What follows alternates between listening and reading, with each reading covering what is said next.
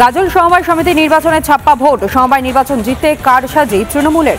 শৌচাগারে আস্তানা ভুয়ো ভোটার ধরতে গিয়ে আক্রান্ত বিজেপি। পুলিশি নিষ্ক্রিয়তার অভিযোগ গেরুয়া শিবিরের। যাবতীয় অভিযোগ অন্যদিকে অস্বীকার করেছে শাসক দল তৃণমূল কংগ্রেস। আরও একবার জানাই, গাজল সমবায় সমিতির নির্বাচনকে কেন্দ্র করেই কার্যত এই খবর সামনে আসে ছাপ্পা ভোটের।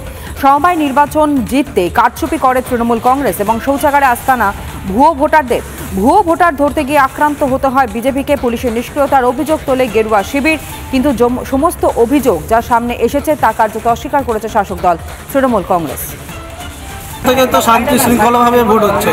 বিজেপিরা হারবে বলে একটা বিশৃঙ্খলার চেষ্টা করে একটা লাইনে আসতে চাইছিল এবং ওটাকে একটা তৃণমূল কংগ্রেসের দুর্নাম করবার একটা অপপ্রচেষ্টা তারা করছিল। এরা বরাবরই করে, দেশের পক্ষে করছে, রাজ্যের পক্ষে মানে হেরেও এদের লজ্জা নেই। আর এখানে আমরা বিজেপিকে একবারে ধূলিসাৎ করবো জনগণের আশীর্বাদে, ওরা গন্ডগোল করবার চেষ্টা করছিল। পুলিশ প্রশাসন তাদেরকে পরে